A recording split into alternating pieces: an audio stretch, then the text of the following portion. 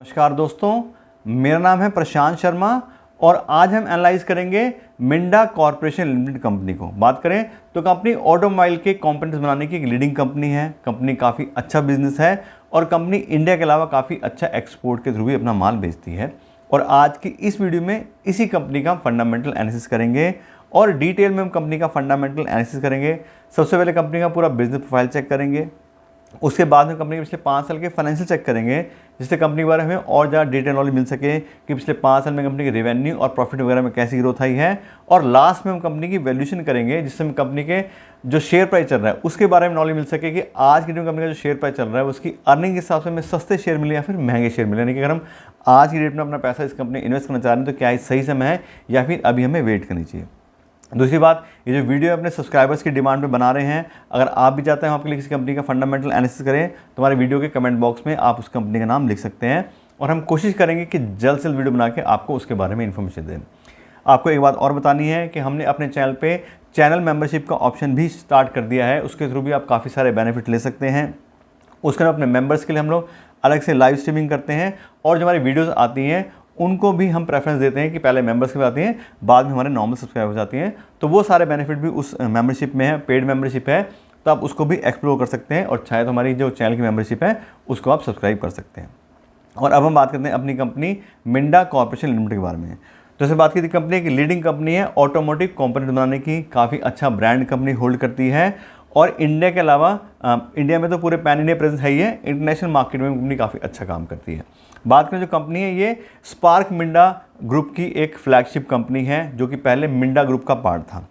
बात करें तो पहले मिंडा ग्रुप एक ही था, फिर बाद में जो मिंडा ब्रदर्स हैं 2012 में उन्होंने उस एक कंपनी को 2 कंपनी में स्प्लिट कर दिया है और अब 2 कंपनियां अलग अलग बन गई। एक है उनो मिंडा लिमिटेड, उसके जो मालिक हैं वो एनके मिंडा हैं, और जिस कंपनी वाले हम बात करें उसका नाम है मिंडा कॉर्पोरेशन या इसको स्पार्क मिंडा के नाम से आते हैं, और इसको जो ओन करते हैं वो है मिस्टर अशोक मिंडा। तो दोनों कंपनियां अलग अलग हैं और दोनों ही कंपनी बात करें तो स्टॉक मार्केट में लिस्टेड है, लेकिन हम जो बात कर रहे हैं मिंडा कॉर्पोरेशन यानी कि स्पार्क मिंडा के बारे में बात कर रहे हैं। उसके बाद करें कंपनी की मार्केट पोजीशन की, तो कंपनी काफ़ी अच्छा मार्केट शेयर होल्ड करती है। 2 व्हीलर के लॉक सेट्स, वायरिंग हार्नेस वगैरह के लिए 2 व्हीलर की, 3 व्हीलर की, उसमें कंपनी का 40% काफ़ी अच्छा मार्केट शेयर है अकेली कंपनी का।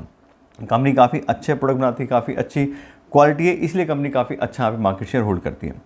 उस बार कंपनी जो कौन कौन से बिजनेस मॉडल में या बिजनेस वर्टिकल में कंपनी काम करती है, तो कंपनी मिलनी 2 बिजनेस वर्टिकल में काम करती है। पहला है इंफॉर्मेशन एंड कनेक्टेड सिस्टम, यहाँ से कंपनी को 52% करने आता है और इसमें काफ़ी सारे कंपनी अलग टाइप के प्रोडक्ट्स बनाती है। उसमें वायरिंग हार्नेसेस है, कनेक्टर्स हैं, टर्मिनल्स हैं, कंपोनेंट्स, इंस्ट्रूमेंट क्लस्टर, इस तरह की सारी चीज़ें कंपनी इस सेगमेंट में बनाती है।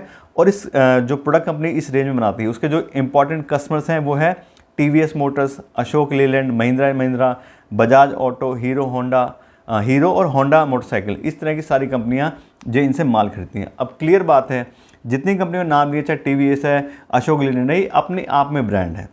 और अगर ये कंपनियां अपने प्रोडक्ट इन कंपनी से खरीद रही हैं, यानी कि मिंडा कॉर्पोरेशन से खरीद रहे हैं, तो कहीं ना कहीं इनके प्रोडक्ट में दम होगा, क्योंकि उनको भी आगे अपनी क्वालिटी मेंटेन कर रही हैं, तो सारे क्वालिटी चेक होते हैं तब प्रोडक्ट अप्रूव होता है। तो बात करें अगर ये कंपनी इन सारी कंपनी से बिजनेस कर रही है तो कहने की कंपनी के अच्छे बात करें तो प्रोडक्ट्स होंगे, क्वालिटी वगैरह अच्छी होगी, प्राइस भी कॉम्पिटिटिव होगा, इसलिए कंपनी इतना अच्छा बिजनेस इन सारी कंपनी से कर रही है। फिर बात करें कंपनी के दूसरे बिजनेस वर्टिकल की, तो दूसरा है मैकेनिकल, इलेक्ट्रॉनिक्स एंड अदर्स। यहाँ से कंपनी को 48% करना होता है और यहाँ पे जो कंपनी इस सेगमेंट में प्रोडक्ट बनाती होते हैं सिक्योरिटी प्रोडक्ट्स, जिसमें है mechanical and keyless lock sets, mechanical electronic handles, immobiliser system, compressor housing, इस तरह की चीज़ें कंपनी इस सेगमेंट में बनाती है। और यहाँ बात करें तो यहाँ पे जो कंपनी की कस्टमर्स हैं उसमें मारुति सुजुकी है, हीरो मोटोकॉर्प है, ओला इलेक्ट्रिक है, जेसीबी, महिंद्रा एंड महिंद्रा, ये सारे इसके कस्टमर हैं। तो सेम वही बात है कि इस सेगमेंट में कंपनी काफ़ी अच्छे प्रोडक्ट बनाती होगी, अच्छी क्वालिटी होगी, इसलिए सारे ये इनके कस्टमर्स बन रहे हैं। फिर बात करें कंपनी के अदर टाइप के प्रोडक्ट्स की, तो उसमें कंपनी प्लास्टिक्स एंड इंटीरियर्स का काम भी करती है। उसमें कंपनी 4 व्हीलर्स के लिए एसी वेंट बनाती है, एयर वेंट्स, उसके अलावा कप होल्डर्स हैं, सेंटर कंसोल है, ये 4 व्हीलर जो गाड़ियाँ होती हैं उनके लिए कंपनी बनाती है। उसके अलावा कंपनी एडवांस टेक्नोलॉजी के प्रोडक्ट्स भी कंपनी बनाती है। उसमें है micropole antenna, GPS antenna, glass antenna, इस तरह की कंपनी एडवांस टेक्नोलॉजी के हिसाब से बनाती है। फिर है आफ्टर मार्केट, तो कुछ तो कंपनी डायरेक्ट ओईएम को सप्लाई करती है प्रोडक्ट, कुछ कंपनी आफ्टर मार्केट के लिए बनाती है। जब प्रोडक्ट खराब जाता है, किसी कंपोनेंट खराब तो गाड़ी का चलाते हैं तो लोग खुद जा खरीदते हैं, तो उसको आफ्टर मार्केट बोलते हैं। उसके लिए कंपनी ABS बनाती है, उसके अलावा इंस्ट्रूमेंट क्लस्टर कंपनी बनाती है, लॉक्स हैं, फिल्टर हैं, इमोबिलाइजर हैं, इस तरह कंपनी आफ्टर सेल मार्केट के लिए भी बनाती है। उसके बात करें तो अभी कंपनी ई मोबिलिटी के प्रोडक्ट भी बनाने लगी है। इस बात हो रही है EV काफ़ी अच्छे चल रहे हैं, तो कंपनी उसके सेगमेंट में भी आ गई है और कंपनी ने एक नई अपनी सब्सिडरी बनाई है, उसका नाम है spark Minda green mobility system. उसमें कंपनी EV से रिलेटेड प्रोडक्ट बनाती है, उसमें बैटरी चार्जर्स हैं, DC-DC कन्वर्टर्स हैं, इस तरह की चीज़ें कंपनी बनाती है। और 2024 की बात करें तो इस जो सब्सिडी कंपनी है उसके 44% रेवेन्यू में ग्रोथ आई है ईयर ऑन बेस पे। 35 करोड़ का कंपनी ने बिजनेस करा है यहाँ पे ई मोबिलिटी के अंदर, और यहाँ पे भी कंपनी काफ़ी अच्छा मार्केट शेयर धीरे धीरे होल्ड करती है। फिर बात करें ई मोबिलिटी के की कस्टमर्स की, तो इसमें एम्पियर है, पोलैरिटी है, ओला इलेक्ट्रिक, रिवोल्ट, हीरो इलेक्ट्रिक, इस तरह की कंपनीज को ये माल सप्लाई करते हैं। तो यहाँ भी कंपनी अच्छे प्रोडक्ट डेवलप कर चुकी है। उसके बाद करें कंपनी के रेवेन्यू ब्रेकअप। कंपनी बहुत सारे अलग टाइप के प्रोडक्ट बनाती है, अलग टाइप की गाड़ियों के लिए प्रोडक्ट बनाती है, तो कहाँ से कितना रेवेन्यू आता है। तो पहले बात करें कंपनी के प्रोडक्ट वाइज रेवेन्यू की, तो कंपनी वायरिंग हार्नेस जो बनाती है वहाँ से कंपनी को 30% का रेवेन्यू आता है। लॉक सेट से कंपनी को 24% रेवेन्यू आता है। डाई कास्टिंग के जो प्रोडक्ट कंपनी बनाती है वहाँ से 16% रेवेन्यू आता है। इंस्ट्रूमेंट क्लस्टर से 15% और बाकी सारी चीज़ें जो कंपनी बनाती है वहाँ से भी 15% में आता है। तो क्लियर देखें तो एक चीज़ पे ज़्यादा डिपेंडेंस नहीं है। कंपनी का जो रेवेन्यू है प्रोडक्ट वाइज काफ़ी अच्छे से डिस्ट्रीब्यूट है, बहुत सारे प्रोडक्ट कंपनी बनाती है और वैसे ही अलग टाइप के प्रोडक्ट बिक रहे हैं, ऐसा नहीं कि एक ही प्रोडक्ट पे ज़्यादा डिपेंडेंसी है। फिर बात करें एंड मार्केट के, 2 व्हीलर से कितना आता है, 4 व्हीलर से कितना आता है, तो कंपनी जो मेनली रेवेन्यू है वो 2 व्हीलर और 3 व्हीलर के सेगमेंट से आता है 47% का। कॉमर्शियल व्हीकल से 28% होता है, प्राइवेट व्हीकल से 14% और आफ्टर मार्केट में जो कंपनी प्रोडक्ट बेचती है वहाँ से 11% होता है। तो यहाँ भी देखें तो कंपनी का इस हिसाब से देखें तो कंपनी का अच्छा जो रेवेन्यू वो डिस्ट्रीब्यूटेड दिखाई दे रहा है। फिर बात करें ज्योग्राफिकल रेवेन्यू, कंपनी इंडिया में काम करती है, एक्सपोर्ट भी करती है, तो वहाँ से कितना रेवेन्यू आता है। तो कंपनी को मेनली रेवेन्यू इंडिया से आता है 87% का, और जो दूसरी कंट्रीज में कंपनी अपना माल सप्लाई करती है वहाँ से कंपनी को 13% का रेवेन्यू आता है। फिर बात करें कंपनी की मैन्युफैक्चरिंग कैपेबिलिटीज़ की, कितनी फैक्ट्रीज़ हैं, क्या क्या चीज़ें हैं। तो बात करें कंपनी से 27 मैन्युफैक्चरिंग फैसिलिटीज़ हैं इंडिया के अंदर और 3 डिज़ाइन ऑफिस हैं, और साथ साथ कंपनी 7 रीजनल ऑफिस भी रन करती है। तो पूरा पैन इंडिया कंपनी का प्रेजेंस है। उसके अलावा इंटरनेशनल फुटप्रिंट भी कंपनी का है, तो 2 मैन्युफैक्चरिंग फैसिलिटी जो कंपनी की वो आउट ऑफ इंडिया भी हैं और 2 ऑफिस भी हैं कंपनी के। उसके अलावा 2024 में वियतनाम में कंपनी ने नया प्लांट भी बनाया है, उसको इनोवेशन कराया है। तो कंपनी इंडिया के अलावा दूसरी कंट्रीज़ में भी अच्छे खासे ऑपरेशंस रखती है और कंपनी की मैन्युफैक्चरिंग कैपेबिलिटी भी काफ़ी अच्छी है। फिर बात करें कैपिटल एक्सपेंडिचर की, तो कंपनी अभी 2025 और 2026 का जो फाइनेंशियल ईयर में लगभग 400 से 450 करोड़ के आसपास का कैपिटल एक्सपेंडिचर प्लान कर रही है। कंपनी इसके थ्रू अपनी सारी प्रोडक्शन कैपेसिटी को और अच्छे से इंप्रूव करने की कोशिश करेगी। फिर बात करें रिसर्च एंड डेवलपमेंट की, क्योंकि कंपनी को काफ़ी सारे प्रोडक्ट बनाने पड़ते हैं, नई नई टेक्नोलॉजी आती रहती है, तो कंपनी रिसर्च एंड डेवलपमेंट में काफ़ी अच्छा काम करती है। और कंपनी के 2 फ्लैगशिप सेंटर्स को company spark Minda technical centres बोलती है। तो कंपनी का एक पुणे में और बैंगलोर में 2 कंपनी के R&D सेक्टर हैं और 9 अलग से कंपनी के इंजीनियरिंग सेंटर्स हैं, जहाँ पे कंपनी और अच्छे से प्रोडक्ट को रिफाइन करने का काम करती है। अभी तक कंपनी टोटल 280 से ज़्यादा पेटेंट फाइल कर चुकी है और 69 पेटेंट्स कंपनी को ग्रांट हो चुके हैं। तो कंपनी काफ़ी अच्छे से R&D में कंपनी काम कर रही है, जिससे अच्छे प्रोडक्ट डेवलप कर सके और ज़्यादा बेटर अच्छे प्रोडक्ट कंपनी बना चुके। और लगभग 3 से 4% का जो पैसा है कंपनी के टोटल रेवेन्यू का, उसको कंपनी अपने रिसर्च एंड डेवलपमेंट की जो फैसिलिटीज़ हैं उसके ऊपर खर्च करती है, ताकि अच्छे से सारे ऑपरेशन चलते रहें। फिर बात करें कंपनी के शेयर होल्डिंग पैटर्न की, कि इन लोगों ने अपना पैसा इस कंपनी इन्वेस्ट किया हुआ है। तो सबसे ज़्यादा कंपनी के शेयर्स हैं वो प्रमोटर्स के पास में 65% का, FI ने इसमें 6% का स्टेक लिया हुआ है, DIS का काफ़ी अच्छा स्टेक है 21% का, और पब्लिक ने इसमें 7% का इन्वेस्टमेंट किया है। तो कुल में बात करें तो FI और DIS ने काफ़ी अच्छा इन्वेस्टमेंट किया है, टोटल मिला के 27% इंस्टीट्यूशनल इन्वेस्टर्स ने इसमें इन्वेस्ट किया है। तो कहीं ना कहीं इंस्टीट्यूशनल इन्वेस्टर को भरोसा है इस कंपनी के ऊपर, उसके जो फंडामेंटल हैं वो उनको अच्छे लगेंगे, आने वाला फ्यूचर अच्छा लगेगा, इसीलिए इतना अच्छा यहाँ पर देखें तो स्टेक लेके बैठे हैं। पब्लिक का स्टेक फिर भी अभी कम आ रहा है। तो कुल में बात करें तो काफ़ी अच्छी कंपनी है, FIDS ने लिया हुआ है तो हमारे लिए भी अच्छा ऑप्शन हो सकता है। दूसरे से बात की कंपनी काफ़ी अच्छा ब्रांड होल्ड करती है, रेवेन्यू वगैरह भी सारे डिस्ट्रीब्यूटेड हैं, काफ़ी अच्छा मार्केट शेयर है। तो कुल में देखें तो बहुत ही बढ़िया और अच्छा बिजनेस फाइल कंपनी होल्ड करती है। अब हम बात करते हैं कंपनी के फाइनेंशियल्स के बारे में, कि पिछले 5 साल में कंपनी की रेवेन्यू और प्रॉफिट वगैरह कैसी ग्रोथ आई है। उसके लिए पिछले 5 साल कंपनी का फाइनेंशियल डेटा चेक करते हैं। और सबसे देखें कंपनी का रेवेन्यू, तो 2020 में कंपनी थे 2223 करोड़ के, जो कि काफ़ी अच्छे से इंप्रूव हो गए। 2024 में देखें तो 4651 करोड़ हो गए हैं। पिछले 5 साल से लगातार कंपनी के रेवेन्यू इंक्रीज़ हुए हैं और डबल से ज़्यादा हो गए पिछले 5 साल में। तो काफ़ी अच्छा मार्केट जो है जो कंपनी वो कैप्चर कर रही है। परसेंटेज की बात करें तो 20% काफ़ी अच्छे सीजर से पिछले 5 साल में कंपनी ग्रोथ आई है, तो काफ़ी अच्छे से बिजनेस कंपनी कर रही है। फिर बात करें ऑपरेटिंग प्रॉफिट की, तो 2020 में कंपनी लॉस में चली गई थी क्योंकि कोरोना की वजह से सारी चीज़ें फैक्ट्रीज वगैरह बंद थी। लेकिन उसके बाद बात करें तो पिछले 4 साल लगातार कंपनी इंप्रूवमेंट कर रही है। पहले 9%, फिर 10%, अब 11% कंपनी का ऑपरेटिंग प्रॉफिट आ रहा है और कंपनी अपनी इंडस्ट्री के हिसाब से काफ़ी अच्छा ऑपरेटिंग प्रॉफिट मार्जिन मैनेज कर रही है। हमने दूसरी कंपनी से कंपैरिजन कराया तो उनका भी लगभग इतना आता है, तो थोड़ा सा प्लस में ही कंपनी है। तो कंपनी काफ़ी अच्छा ऑपरेटिंग प्रॉफिट मार्जिन मैनेज कर रही है। अब अच्छे ऑपरेटिंग प्रॉफिट मार्जिन से हमें क्या पता लगता है कि कंपनी की जो भी इनपुट कॉस्ट है, चाहे वो रॉ मटेरियल है, एम्प्लॉय कॉस्ट है या मार्केटिंग कॉस्ट है, उसको कंपनी अच्छे से मैनेज कर रही है। साथ ही जो अपनी प्रोडक्ट कंपनी बेचती है उसको भी कॉम्पिटिटिव प्राइस पे बेच पा रही है, अच्छे रेट उसके मिल रहे हैं उसको, इसीलिए कंपनी को अच्छा ऑपरेटिंग प्रॉफिट मार्जिन मिल रहा है। तो अच्छा ऑपरेटिंग प्रॉफिट मार्जिन एक कंपनी को काफ़ी अच्छी डिटेल हमें दे सकता है और ऐसे इस कंपनी के साथ भी कंपनी काफ़ी अच्छे से अपनी सारी चीज़ों को मैनेज करके चल रही है। फिर बात करें नेट प्रॉफिट की, तो सेम जैसे ही कंपनी का ऑपरेटिंग प्रॉफिट बढ़ा है तो कंपनी का नेट प्रॉफिट भी काफ़ी अच्छे से इंक्रीज़ हो गया है। 2021 में 53 करोड़ था और 2024 की बात करें 227 करोड़, काफ़ी अच्छा कंपनी का नेट प्रॉफिट भी इंप्रूव हो गया है।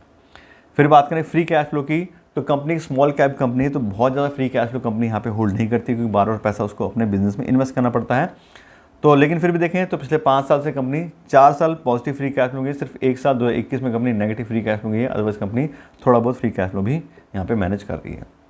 फिर बात करें डिविडेंड पेमेंट की, तो छोटी कंपनी है तो बहुत ज़्यादा डिविडेंड पेमेंट कंपनी नहीं करती है। पिछले 5 साल के एवरेज देखें तो 20% का कंपनी का एवरेज है डिविडेंड पेमेंट करने का, यानी कि जो भी कंपनी प्रॉफिट कमाती है उसका 20% वो एज ए डिविडेंड पेमेंट करती है। तो बहुत ज़्यादा डिविडेंड पेमेंट करने वाली नहीं है कंपनी, लेकिन फिर भी थोड़ा बहुत डिविडेंड कंपनी अपने इन्वेस्टर को पेमेंट करती रहती है। उसके बात करें कंपनी के डेट बाय इक्विटी की, ये एक इंपॉर्टेंट रेशियो है। डेट बाय इक्विटी से हमें ये पता लगता है कि कंपनी कितना लोन लेके इन्वेस्टमेंट किया अपने बिजनेस में और खुद का कितना पैसा इन्वेस्ट किया। अगर कोई भी कंपनी हाई लोन होल्ड करती है तो हाई रिस्की कंपनी बन जाती है। यहाँ बात करें तो कंपनी का डेट बाय इक्विटी है 0.27, यानी कि 27% उसने लोन लिया हुआ है अपने 100% इक्विटी अगेंस्ट। तो बहुत ज़्यादा कंपनी लोन होल्ड नहीं करती है, लेकिन फिर भी अगर कोई भी कंपनी लोन होल्ड करती है तो उसके अगेंस्ट हम अगला पैरामीटर चेक करते हैं इंटरेस्ट कवरेज रेशियो, जिससे पता लगता है कंपनी में कितना पैसा अवेलेबल है जो हर साल उसको इंटरेस्ट पेमेंट करना है, उसके अगेंस्ट कितना पैसा अवेलेबल है। तो यहाँ देखें तो कंपनी का इंटरेस्ट कवरेज है 7 टाइम, यानी कि 7 गुना पैसा उसके पास अवेलेबल है उसके इंटरेस्ट को पेमेंट करने जो हर साल उसको पेमेंट करना पड़ता है। तो कोई दिक्कत नहीं है, अगर कभी थोड़ा बहुत अप डाउन होगा भी तो कंपनी अपना इंटरेस्ट वगैरह आराम से पेमेंट कर लेगी। तो बात करें तो कैपिटल वाइज काफ़ी स्ट्रॉन्ग कंपनी है। फिर बात करें कंपनी के रिटर्न ऑन इक्विटी की, कंपनी कितना रिटर्न जनरेट करती है अपने इन्वेस्टर के पैसे पे, डेट के ऊपर नहीं सिर्फ इक्विटी के ऊपर। तो यहाँ देखिए तो लास्ट ईयर कंपनी का रिटर्न इक्विटी आ रहा है 13% का और पिछले 5 साल के एवरेज आ रही है 9% की। तो पिछले साल काफ़ी अच्छा है, ठीक है। 15% की हमें एवरेज होती है तो उसके लगभग आसपास ही है, ऊपर तो नहीं है लेकिन ठीक ठाक कंपनी का रिटर्न इक्विटी है। लेकिन 5 साल की एवरेज डाउन आ रही है, उसका जो रीज़न है मेनली वो 2020 में कंपनी लॉस में चली गई है, उस वजह से भी एवरेज कंपनी ख़राब हो गई है। लेकिन आज टाइम में देखें तो अच्छा बिजनेस चल रहा है तो मे बी कंपनी इसको रिकवर कर लेगी। तो कुल मिलाकर बात करें तो कंपनी काफ़ी अच्छे फाइनेंशियल होल्ड करती है, काफ़ी अच्छे से कंपनी का रेवेन्यू इंक्रीज़ हो रहा है, प्रॉफिट इंक्रीज़ हो रहा है, कोई खास लोन वगैरह भी कंपनी पास नहीं है, डिविडेंड भी थोड़ा बहुत कंपनी पेमेंट कर देती है, फ्री कैश फ्लो भी कंपनी ठीक ठाक मैनेज कर रही है। तो कुल मिलाकर बात करें तो काफ़ी अच्छे फाइनेंशियल कंपनी होल्ड कर। अब हम बात करते हैं कंपनी की वैल्यूएशन के बारे में कि आज की डेट में कंपनी का जो शेयर प्राइस चल रहा है वो इसकी अर्निंग के हिसाब से हमें सस्ते शेयर मिले या फिर महंगे शेयर मिले। दूसरी बात, इससे कंपनीज को वैल्यूएशन करने के लिए मैं यूज़ करता हूँ डिस्काउंटेड कैश फ्लो एनालिसिस। उसके अंदर कंपनी को हम फ्री कैश फ्लो को वैल्यू करते हैं, कंपनी कितना फ्री कैश फ्लो जनरेट करती है उसके हिसाब से उसकी कितनी वैल्यू बनती है। और अभी हमने कंपनी का फाइनेंशियल डेटा चेक किया था, उसमें कंपनी के फ्री कैश फ्लो का डेटा भी हमने चेक किया था। तो 2022 में कंपनी का था 58 करोड़ का फ्री कैश फ्लो, 2023 में था 137 करोड़ और 2024 में 35 करोड़। अब क्योंकि पिछले 3 साल के फ्री कैश फ्लो में डिफरेंस आ रहा है तो इसका हम एवरेज लेते हैं पिछले 3 साल का, और पिछले 3 साल की कंपनी की एवरेज आ रही है 77 करोड़, यानी कि लगभग 77 करोड़ रुपीज़ हर साल company free cash flow generate करती है। और इस फ्री कैश फ्लो के हिसाब से पूरी कंपनी की वैल्यू बनती है वो आती है 3800 करोड़ रुपये, यानी कि ऐसी कंपनी जो 77 करोड़ रुपये हमें हर साल कमा के दे सकती है, आज की डेट में उस कंपनी में 3800 करोड़ रुपये इन्वेस्ट करने पड़ेंगे। ये इस वैल्यूएशन का मतलब है। जैसे बैंक में होता है कि अगर आप 100 रुपये इन्वेस्ट करोगे तो आपको 7% का इंटरेस्ट मिलेगा, नहीं 7 रुपये आपको मिलेंगे हर साल के। तो वैसे देखें तो 77 करोड़ अगर हमें कमाने हैं इस कंपनी के थ्रू तो 3800 रुपये आज हमें इन्वेस्ट करने पड़ेंगे। ये इस वैल्यूएशन का मतलब है। अब ये तो होगी पूरी कंपनी वैल्यू, इसको हम नंबर ऑफ शेयर से डिवाइड करके पर शेयर की वैल्यू निकालेंगे।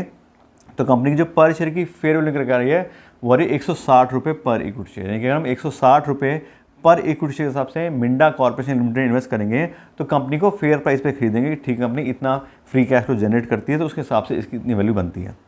लेकिन बात करें तो जो भी हमने डेटा चेक किया वो सब क्या पास रिकॉर्ड है। हो सकता है फ्यूचर में कंपनी ऐसा परफॉर्म करे ना करे, कंपटीशन आ जाए, सब चीज़ें हैं, ऑलरेडी मार्केट में कंपटीशन है, तो कुछ भी हो सकता है। तो हमारी जो एडवाइस रहती है वो रहती है कि हमें मार्जिन ऑफ सेफ्टी के साथ इन्वेस्ट करें। यानी कि अगर 160 रुपये की वैल्यू निकली है तो 80 रुपीज़ यानी कि उसका 50% हो गया मार्जिन सेफ्टी से, में जो भी हमारे आने वाले रिस्क है उसको हम अच्छे से मैनेज कर सकें। तो 80 रुपये से करेंगे तो बहुत अच्छी बात है। 160 से जो उसके एक्चुअल प्राइस है जितना भी वो नीचे में मिल जाए वो अच्छा ही है। तो ये तो हो गया हमारा प्राइस के 160 फेयर प्राइस है। 80 रुपये की बात करें तो 50% मार्जिन सेफ्टी साथ मिल रहा है। अब बात करते हैं कंपनी के करंट मार्केट प्राइस की। तो अभी जो कंपनी का मार्केट प्राइस आ रहा है वो आ रहा है 600 रुपये के आसपास, 610 रुपये, 612 रुपये, इस तरह से कंपनी का जो शेयर है वो ट्रेड कर रहे हैं। इस शेयर के साथ बात करें तो company highly over valued company है। 160 रुपये की हमने वैल्यू निकाली थी कंपनी की फेयर वैल्यू, उसके 4 गुने प्राइस पे कंपनी के शेयर मिल रहे हैं।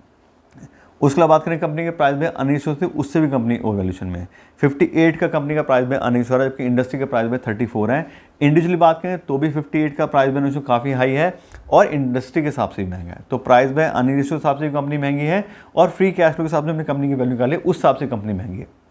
तो दोनों ही पैरामीटर्स देखें तो कंपनी ओवर वैल्यूड कंपनी है। अब क्यों ओवर वैल्यूड है, तो क्लियर हम देख रहे हैं कंपनी का बिजनेस अच्छा है, कंपनी अच्छा मार्केट शेयर होल्ड करती है, अच्छे कस्टमर उसके पास में है, ब्रांड कंपनी का अच्छा है, तो लोगों के सेंटिमेंट काफ़ी हाई है उसके साथ में। और आपने देखा FIDs में काफ़ी इन्वेस्टमेंट इसमें की हुई है और इस समय ओवरऑल मार्केट भी ऊपर चल रही है, तो इसलिए कंपनी हमें ओवर प्राइस मिल रही है। तो कंपनी अच्छी है, लेकिन मेरे हिसाब से अभी सही समय नहीं है इस कंपनी इन्वेस्ट करने के लिए, क्योंकि अभी कंपनी पिछले कुछ महीनों में ही काफ़ी अच्छा रिटर्न अपने एग्जिस्टिंग इन्वेस्टर्स को दे चुकी है। बात करें तो पिछले 6 महीने में कंपनी का जो शेयर प्राइस है वो 40% बढ़ गया है। अप्रैल 2024 की बात करें तो 400 रुपये के आसपास शेयर मिल रहे थे और अब 600 प्लस हो गए हैं। ऐसी बात करें एक साल पहले की तो अक्टूबर 2023 में कंपनी का जो शेयर प्राइस था वो 330 रुपये का था, तो अब उसको कंपेयर करें तो 80% कंपनी का शेयर प्राइस बढ़ गया है पिछले एक साल में। तो ऑलरेडी कंपनी काफ़ी हाई हो चुकी है, तो अब अगर हम एंट्री लेंगे तो हमारा रिस्क कहीं ना कहीं इंक्रीज़ हो सकता है। तो सच बात करें तो अगर आप इस कंपनी इन्वेस्ट करना ही चाहते हो तो ऑटोमोबाइल सेक्टर साइक्लिक होता है, उससे रिलेटेड कंपनियां भी साइक्लिक होती हैं, तो थोड़ा वेट कर लेंगे तो हमें अच्छा मौका मिल सकता है कम प्राइस में इसमें एंट्री लेने के लिए। और अगर आप वेट नहीं करना चाहते तो कोई और कंपनी देख लीजिए, बहुत सारी IT सेक्टर की और हमने काफ़ी सारी वीडियो बनाई है, वो कंपनियाँ सस्ती मिल रही हैं अच्छे बिजनेस के साथ में। ऐसा नहीं कि खराब कंपनी है, अच्छा बिजनेस फिर भी काफ़ी सस्ते प्राइस मिल रही है, तो या तो वो ऑप्शन देख सकते हैं। अगर आपको इसी कंपनी में इन्वेस्ट करना है थोड़ा वेट कर लेंगे तो ज़्यादा अच्छा लगेगा। तो इससे बात करें तो कंपनी में आपको डिटेल नॉलेज दे दी है। आशा करता हूँ वीडियो अच्छी लगी। अगर आपको वीडियो अच्छी लगी हो तो उसको लाइक और शेयर ज़रूर कीजिएगा, और अगर आप मेरे चैनल पर नए हैं तो मेरे चैनल को सब्सक्राइब कर लीजिएगा। Thank you so much.